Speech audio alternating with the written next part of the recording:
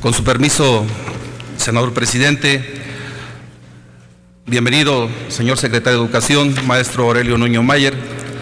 Agradezco la disposición que muestra el día de hoy el secretario para comparecer ante este pleno legislativo y dar las respuestas que el pueblo de México está esperando, porque es evidente que estas respuestas no están en el tercer informe de gobierno del presidente de la República. El presidente ha repetido hasta el cansancio que en materia de educación pública, la reforma educativa y en especial la evaluación del desempeño docente eran los instrumentos más importantes para apoyar a los maestros, para mejorar los magros resultados del sistema educativo nacional.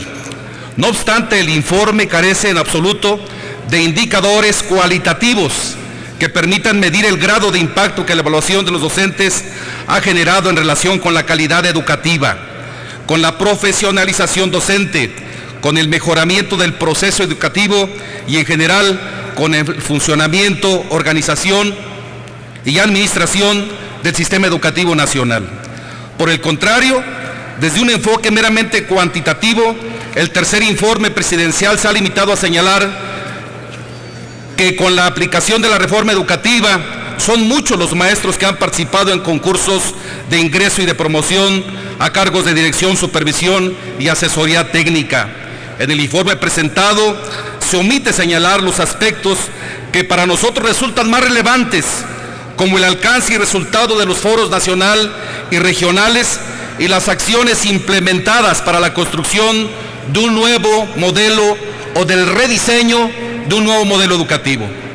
Ha pasado más de un año y no se ha informado de ello al pueblo de México ni a esta soberanía. Por eso le preguntamos, señor secretario, ¿cuándo tendremos funcionando en plenitud el nuevo modelo educativo que México requiere y demanda? ¿O acaso los foros solamente fueron una simulación de la obligación constitucional establecida en la reforma educativa y de los reclamos sociales? Es lamentable que en materia educativa los temas sustantivos, los que tienen relación directa con aspectos pedagógicos, didácticos y filosóficos de la formación educativa, sigan pendientes para la autoridad. Por el contrario, en un comportamiento abiertamente regresivo y despótico, el gobierno federal continúa promoviendo una evaluación punitiva como el único instrumento de mejoramiento y corrección de la acción docente. En cuanto a la infraestructura educativa, las cifras del tercer informe de gobierno han precisado que al cierre del 2015 con el programa Escuelas Dignas se habrán mejorado las instalaciones de 15,800 planteles y como un compromiso de la reforma se habrán incrementado las escuelas de tiempo completo. Esas cifras, sin embargo, contrastan con la gran cantidad de centros educativos en todo el país que carecen de paredes, techos, pisos sanitarios, agua, drenaje y electricidad, con un alto grado de inseguridad para la comunidad escolar, los que deben ser convertidos también en escuelas dignas y de tiempo completo. Sin embargo, esto será imposible, porque ustedes mismos se contradicen abiertamente. Su gobierno solicitó para 2016 menos recursos para el programa de escuelas de tiempo completo y no aparece ya presupuesto al de escuelas dignas. El tercer informe enaltece como un logro la entrega de casi 1 millón de laptops y tabletas a niños y maestros de quinto y sexto año de primaria, así como la conectividad de más de 48,200 centros escolares y de investigación a Internet. A la fecha, 10 estados son los beneficiarios.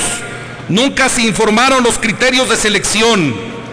Hoy conocemos, derivado del censo educativo, que en los estados donde se está implementando el programa existe un número importante de escuelas que carecen de electricidad o de acceso a Internet, 2 elementos esenciales para la operación del programa. También hoy es evidente la ausencia de capacitación magisterial en relación con este programa de laptops y tabletas, la falta de consideración de presupuestos complementarios para cubrir los costos variables del programa, la falta de una estrategia para monitorear o evaluar el uso de estas tecnologías en el salón de clase, su posible beneficio para mejorar la calidad educativa y reducir la brecha digital de los niños.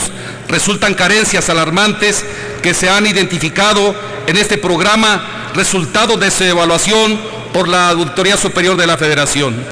¿Qué seguridad tenemos, señor secretario, de estos supuestos logros que se presentan con relación a este programa y a otros programas? Esto no solo debe limitarse a la compra y entrega de esos equipos, hay más cosas que atender para garantizar el objetivo que estas parecen no importar. Con motivo de este informe, el titular del Ejecutivo anunció diversas acciones para hacer frente a los grandes desafíos nacionales en lo que resta de su administración. Prometió en su propuesta ser responsable y realista. No obstante, el tercer informe remite en su mayor parte a los resultados de la reforma educativa y a su proceso de implementación. Nos quieren hacer creer a los mexicanos que de su imposición y puesta en práctica depende la verdadera transformación del sistema educativo.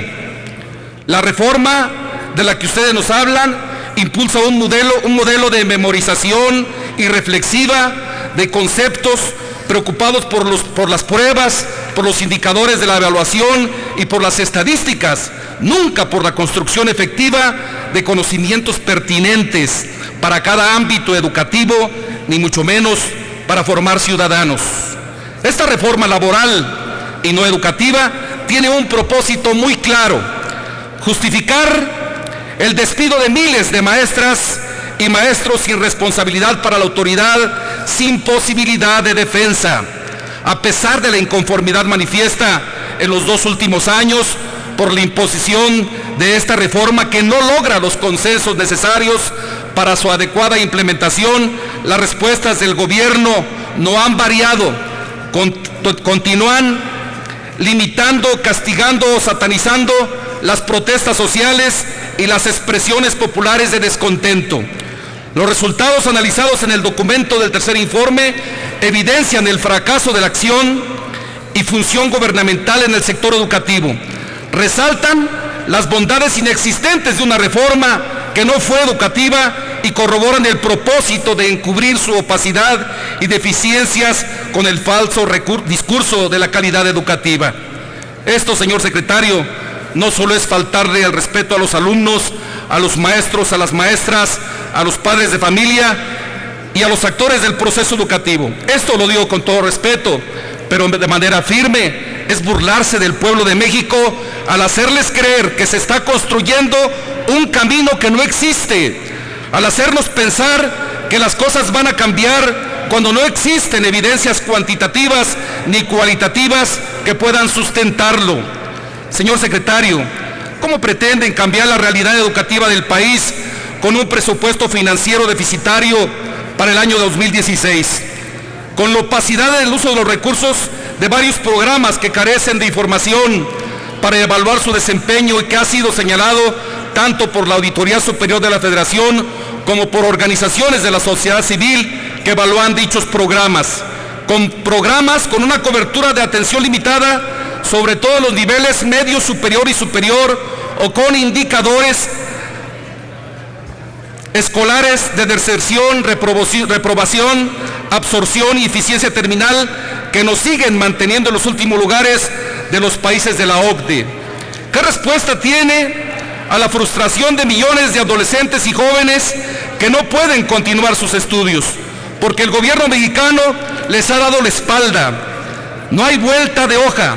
El fortalecimiento de la educación pública en México es la clave para enfrentar los problemas de seguridad y productividad. Desgraciadamente ustedes no lo han querido ver así. Insisten en llevar a la educación en México a un callejón sin salida. Ahora el presidente nos promete que el financiamiento para infraestructura educativa saldrá de su cotización en bonos en la bolsa de valores. Una responsabilidad pública que debe garantizar el Estado en manos de la especulación financiera. Es una salida fácil a un problema histórico: el deficiente estado de las escuelas públicas del país, producto de un desvío de recursos o de un gasto mal enfocado que pretenden remediar con recursos frescos que comprometen ingresos futuros del país para gastarlos en 3 años. La apuesta es que a la crisis del pago de esos bonos, su rendimiento y el mayor déficit de recursos le explote al siguiente gobierno. Lo que importa es el cálculo electoral, está jugando con el futuro del sistema educativo para obtener una mayor presencia mediática y popularidad con fines electorales. A esos riesgos sobre las falsas respuestas populistas se refiere el señor presidente. El ataque contra los normalistas de Ayotzinapan fue también un ataque contra la educación pública y popular en México, contra la figura del estudiante normalista de origen campesino e indígena, contra los sectores más castigados en este país y que por su condición adversa se piensa que nadie defenderá y que serán finalmente olvidados los crímenes en su contra. Los crímenes de Iguala que su gobierno ha tratado de ocultar, manipular y olvidar sin justicia son parte de la debacle educativa ya agravada, el último escalón de ese neoliberalismo que conjuga eficazmente desaparición forzada y la liquidación de la educación pública. Nos encontramos inmersos en una realidad educativa marcada por las carencias, la exclusión, la falta de oportunidades y la inexistencia de la equidad educativa. Eso lo sabemos todas y todos los mexicanos. ¿Cómo construir un modelo educativo que compita con los mejores sistemas educativos del mundo y sobre todo que se encuentre a la altura de las respuestas que necesitamos todos y todas los mexicanos ante la situación tan grave que se vive en nuestro país? La educación no es una prioridad, no ha sido una prioridad para este gobierno. La prioridad de ustedes es esa regresión autoritaria que vivimos a través de la fuerza y del miedo, el sometimiento coactivo de los maestros, la educación como negocio en vías de privatización y la implementación de una reforma administrativa punitiva de la educación. Señor secretario, queremos proponerle un gran acuerdo por la educación. Los senadores y senadoras del grupo parlamentario del PRD consideramos que está pendiente una verdadera reforma del sistema educativo nacional. Por eso lo exhortamos que deje ya a un lado la simulación y el desinterés por la educación y le ponga fecha al inicio de un debate nacional sobre los grandes temas de una auténtica reforma educativa. No perdamos los próximos 3 años. Le exhortamos a que deje de castigar y emprender acciones represivas en contra de los maestros que luchan por sus derechos y que construyamos, voy terminando, presidente, una reforma educativa que modifique el modelo y enfoque pedagógico, que rediseñe las fórmulas de financiamiento de la educación bajo un nuevo pacto federalista y criterios redistributivos, que fortalezca la formación docente y al normalismo y que universalice todos los programas compensatorios de la educación. Esa es la reforma que necesitamos para transformar de fondo el sistema educativo nacional, señor secretario, para hacer de la educación una verdadera palanca de desarrollo y una prioridad de la agenda y política nacional. Esperamos que durante los próximos años el rumbo de la educación pueda corregirse y que los resultados que se informen no solo resulten más satisfactorios, sino particularmente pertinentes para lograr la educación de calidad que todos demandamos, porque lo que hoy se ha informado, señor secretario, es solamente un puñado de acciones remediales, transitorias y emergentes que nada se diferencian de la que en años anteriores este mismo gobierno ha informado. Le voy a hacer entrega, señor secretario, de un documento que se llama, le hemos puesto el método, que es construido por especialistas del país y que plantean la forma, el procedimiento con el que puede avanzarse a una real reforma educativa. Muchas gracias por su atención.